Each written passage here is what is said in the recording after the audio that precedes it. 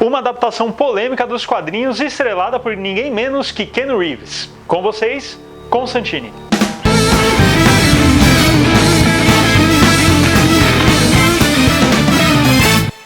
Vamos já delimitar um negócio assim, tá?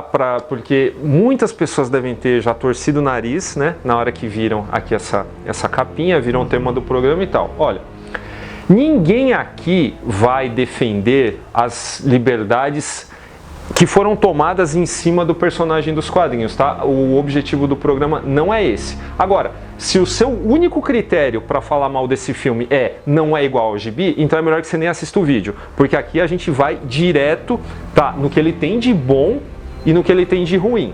Tá? Como filme isolado. Exatamente. Inclusive, se vocês quiserem saber o que nós achamos, os quadrinhos do Constantine, ou melhor, Hellblazer, né, que era a série que ele saía, vocês podem ouvir o podcast que nós fizemos recentemente, o link está aqui na descrição desse vídeo, e também no nosso site, no nosso SoundCloud, dá um pulinho lá que a gente falou sobre toda a saga do Constantine nos quadrinhos, desde a criação lá com Alan Moore, como coadjuvante em Uma História do Monstro do Pântano, até o seu fim derradeiro e horrível, né, com os Novos 52, que isso é pior que qualquer coisa que já tenha saído. Exato. Bom, então, indo pro filme...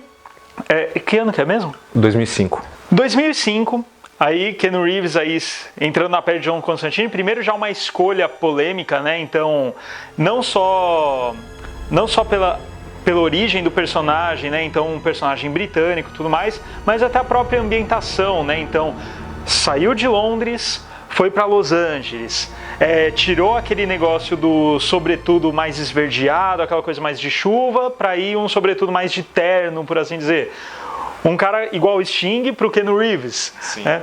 Entretanto, se você não conhece nada dos quadrinhos e deixa esse bode de lado e fica só com o filme, é uma baita história interessante, né? Vamos contextualizar primeiro mais um pouquinho antes de entrar no filme, né? O Harry Potter quase passou por isso, né? Deixou de ser um menino inglês para se tornar um menino americano, tal, e ambientar a história nos Estados Unidos, tal, porque era a vontade do estúdio. Só que o Harry Potter não é propriedade do estúdio, é propriedade da J.K. Rowling. Então ela fala, se não for do meu jeito, não sai. O Constantine, ele é propriedade de um conglomerado.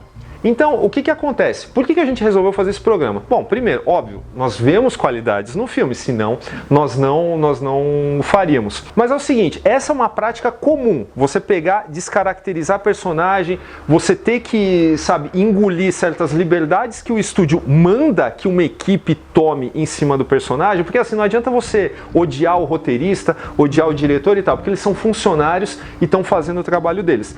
Nesse sentido, por que a gente gosta do filme? Porque a gente vê que essas pessoas pegaram esse material e fizeram com carinho. Exatamente. No mínimo, né? Não, assim, quando você vê um filme com qualidade, você vê o quê? Você vê aquela sutileza na linguagem, você vê que todos os aspectos do filme, desde sonoplastia, direção de arte, fotografia, direção, tudo converge para a narrativa, para não ser algo explícito, tal.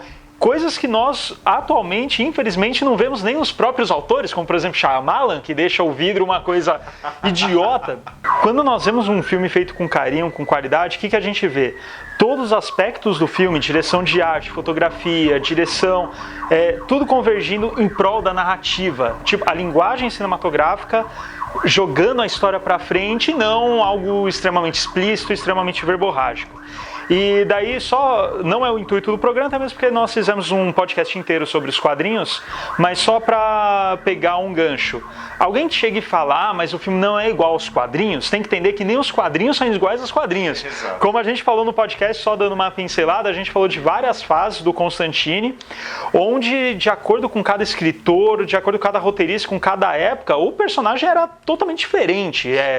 O que nós podemos extrair é uma essência que, se você perguntar para leitores do Constantine de diferentes épocas, cada um vai trazer uma essência diferente, né? Até a própria aparência, né? Que a gente nem falou isso no podcast, mas a própria aparência do Constantine, ela sempre variou de um bonitão a la Sting até um cara todo podreira tipo o Steve Buscemi. Exatamente.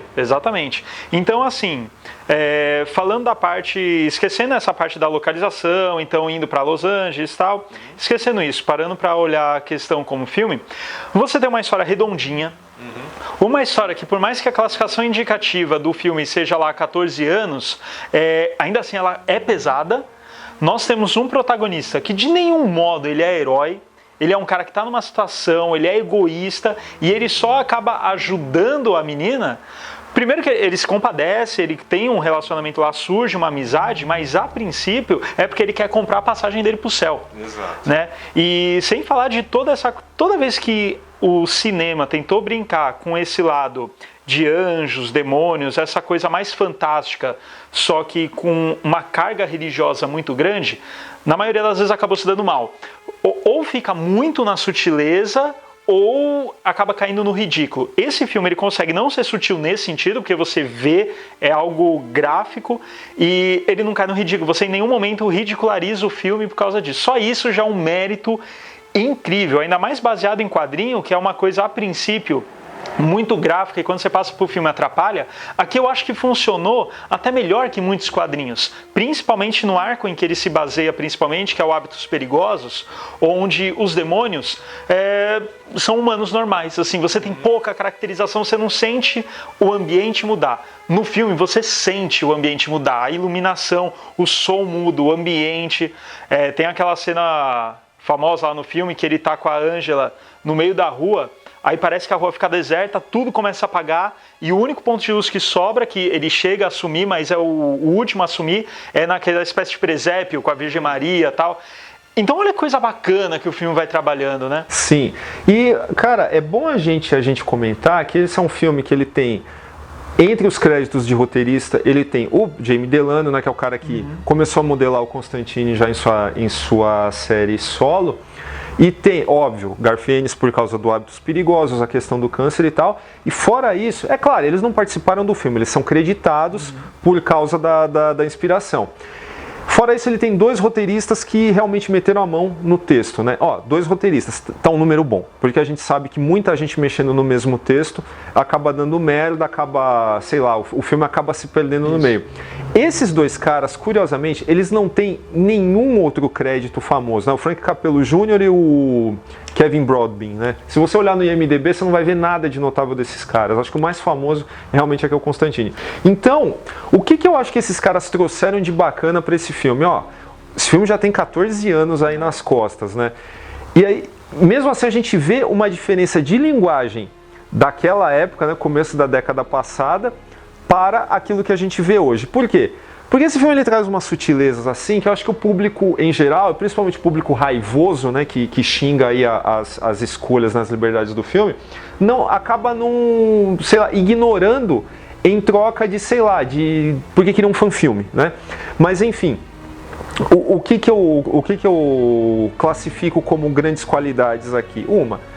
Você tem a personalidade do protagonista, ela delineada assim, muito rápido e sem que alguém precise te falar. Sim. O pano de fundo, a origem do John Constantine aqui encarnado pelo Keanu Reeves, ela vai ser revelada só lá na frente no filme. Mas até então você já tem o cara como um cara egoísta, um cara que se aproveita dos outros, um cara que não tá nem aí com nada, um cara que fuma pra caramba e tal. Tudo isso já é entregue pra você de uma forma bastante orgânica no filme. Então, cara, fora as questões visuais que elas são assim com pouca grana, né? Ele tem uma fotografia bacaníssima, né? Aquele lance mais avermelhado e quente na cena do exorcismo, mas tem também aquele lance de céu e inferno, apesar que o céu aparece no final, é verdade. Céu e inferno e o nosso plano coexistindo quase no mesmo espaço físico, e é só uma questão de quem é sensitivo enxergar isso e entrar em contato com isso. Essa ideia eu acho bacana demais, cara. O filme, ele tem um ritmo... Nossa, o ritmo dele é incrível, assim, é um filme que em nenhum momento você se cansa. E outra coisa interessante, assim, o elenco tá muito bem. Sim. Todos, até o Ken Reeves, que por mais que ele tenha as suas limitações, as limitações funcionam nesse personagem. O diretor entendeu isso. O diretor entendeu e soube usar. Por quê? querendo ou não, o Keanu Reeves, assim, eu até gosto muito da persona do Keanu Reeves, mas a gente sabe que ele, como ator, assim, ele tem suas limitações. Só que isso funciona por quê? Porque quando ele está em contato com o sobrenatural, por exemplo, se você tivesse um ator um pouco mais expressivo, mas talvez não tão habilidoso, que são coisas bem diferentes, talvez ele fizesse umas caras de espanto, alguma coisa assim, algumas reações que não iriam conduzir com um personagem que está tanto tempo nesse mundo. Então, essa cara meio banal do Keanu Reeves aí no filme acaba funcionando, porque ele conversa com anjos e demônios assim, então, cara, como se fossem seres humanos normais. Então, se fosse um outro ator, talvez isso daí não daria certo. Se viesse um alienígena pra Terra, nunca tivesse ouvido falar do Keanu Reeves, porque a gente já tá acostumado com ele como um mau ator. Se viesse um alienígena e assistisse só esse filme, ia falar, nossa, esse ator é muito bom. Exato, exatamente. Tipo o Rock no primeiro... O tipo Rock. Tipo Stallone no primeiro Rock. Mas assim, e é muito bacana porque tudo isso é construído em uma escalada. E a escalada é engraçado porque assim, nós vemos o Keanu Reeves no inferno ali, só que isso não é o final do filme, então, nossa, é a coisa grande, magna, não. O final do filme é um diálogo entre ele e o Lúcifer. Sim. Esse é o final. Então, por quê? Porque o filme ele foi se construindo não em cima desse espetáculo visual, mas sim na relação. Aí que está a essência do personagem. E não o personagem ser inglês, o personagem ser loiro, ou qualquer questão. E sim essa relação que ele tem com esses outros seres. E ele entender o jogo desses outros seres. Porque ele joga.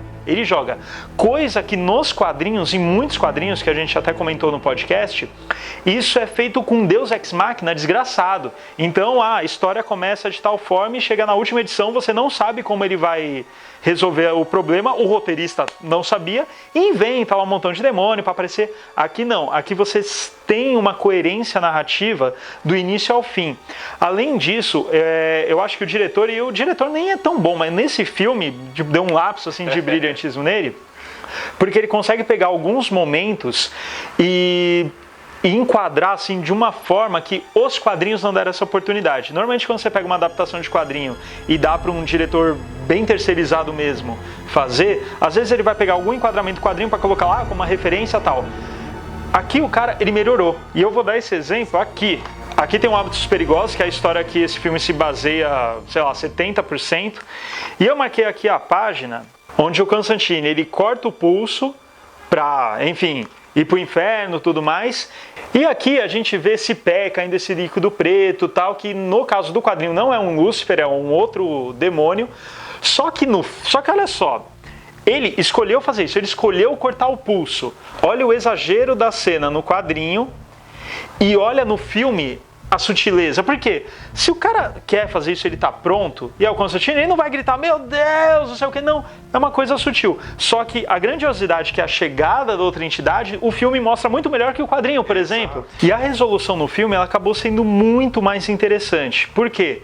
Porque você vê uma coisa que tem muito nos quadrinhos da Vertigo, e eu até acho que muito melhor representado no universo do Sandman, do Neil Gaiman, do que no próprio Hellblazer, como foi apresentado. Que não é entidades infernais, entidades celestes, tipo dois times, não. Você tem guerras entre você tem várias facções dentro de cada reino, até mesmo porque você tem acordos entre seres celestes, seres infernais. Então não é nada maniqueísta, assim, não é nada, esses daqui são bons, são ruins. Não. Todos eles têm várias facetas. Isso que caracteriza muito esses seres celestiais e infernais na Vertigo. Coisa que o filme faz muito melhor que muito quadrinho do Hellblazer. Então mostrou, poxa, você tem Lúcifer lá na pele do Peter Stormare, que está sensacional. O casting do filme é todo... O casting do filme é todo incrível. E ele tem essa relação com o filho dele e tal, um conflito, e entra aquela coisa bacana que... Você tem o mal necessário, chega lá Lúcifer e o Lúcifer salva o dia, não o Constantine. O Constantine faz uma tramóia para conseguir. Só que assim, querendo ou não, a intenção dele era se salvar, né? Tá certo que teve o sacrifício, mas teve segundas intenções, né? Então, esse lance, já que a gente está liberado por spoiler, a gente estava até comentando nos bastidores, a resolução do filme, ela acaba trazendo mais profundidade para o personagem do que um Hábitos Perigosos da vida, porque nos quadrinhos, principalmente na fase do Garfênis, tá? Que ela tem lá suas qualidades, mas ela também tem vários deslizes. Assim, você engole o Constantine como o malandrão, o pilantra e não sei o que lá. Aqui fica naquela linha sutil, tá? Tem o sacrifício? Tem. Mas tem esticar o dedo pro diabo? Também tem, né? Então você acaba não sabendo direito qual que é a desse cara. E essa ambiguidade que a gente vê, sei lá, em pessoas comuns da nossa vida. Vou mais além, que além, a gente falou do casting e tal, a Tilda Swinton como Gabriel é uma escolha absolutamente fantástica. E assim, vamos falar, não tem nada a ver com os quadrinhos. Vamos lá, isso também é relativo, porque a essência dos quadrinhos, dos bons quadrinhos da Vertigo, os quadrinhos que envolvem aquele universo sobrenatural, céu e inferno, ela está aqui. Porque essa sacanagem do anjo de chegar na cara do cara e falar, meu, você tá fudido, entendeu? Cara, isso é muito Vertigo, né? Então, em essência, você tem aqui as boas coisas que a gente já viu nos quadrinhos, né? Não, eu ia falar que, é claro, né, a gente está só rasgando a seda, mas ele tem seus problemas também. Tem uma parte, assim, eu gosto bastante do filme, entretanto tem uma parte, assim, que eu não só não gosto, como eu odeio, que é aquela parte que ele invade o prédio, sai dando tiro com aquela arma que parece uma cruz, tal. Aquilo é o toque do produtor, realmente. Tipo, precisa de ação nesse filme. Mas não dá. Não dá. Faz uma arma sagrada aí e tal e ponto. Isso me estraga o filme, por quê?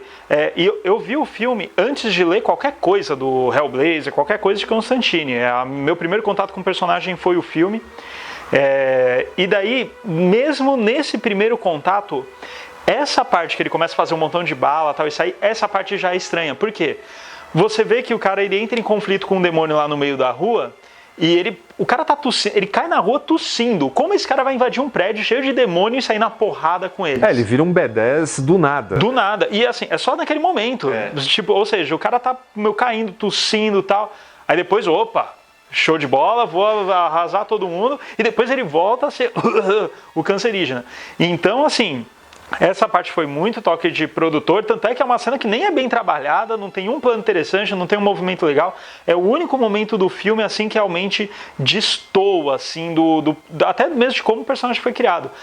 A primeira vez que ele vai exorcizar o demônio, lá daquela garotinha, ele só tá falando a palavra, tá botando energia ali e ele sai cansado, ele sai ajoelhado, tal. Como é que um cara desse vai sair matando um montão de demônio? Então isso estraga e muito, assim, né? Um soco inglês santo também, né? Com soco inglês santo, exato. Voltando, né, que você falou da primeira cena de personagem apresentado, mais uma sutileza que, assim, você já entende a relação entre ele e o Chess, porque os caras ficam no táxi, né? Você vê ele chegar pro demônio e falar Constantine, John Constantine, cuzão, né?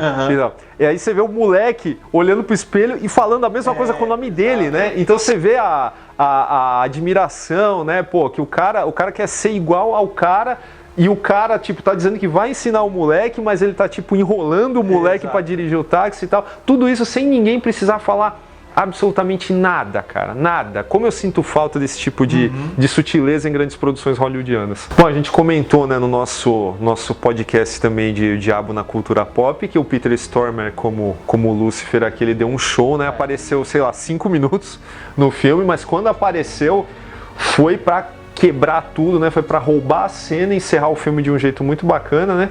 Aliás, a gente nem falou, né, que essa tensão sexual entre o Keanu Reeves e a Rachel Weisz também fica sempre naquele limite e nunca acontece, né? Isso também é uma raridade. Mas enfim, voltando ao Peter Stormare. Além do cara ser um ótimo ator, a caracterização, assim, do figurino, tal, a fotografia toda trabalhar para fazer com que aquele cara convença, né, como uma entidade sobrenatural importantíssima, né, no caso pro filme, ainda assim tem o caso de que, de novo, a essência da Vertigo, a sutileza, a ambiguidade e tal.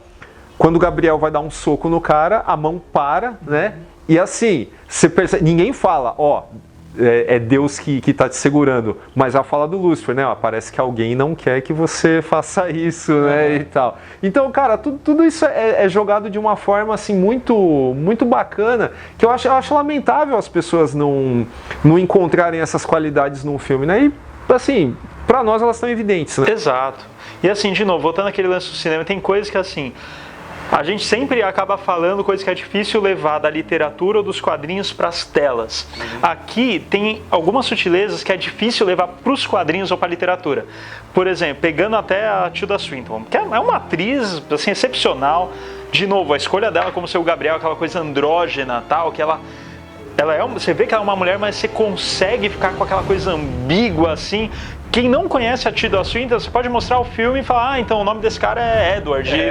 Nossa, parece uma mulher, mas você consegue convencer que é um cara, por exemplo.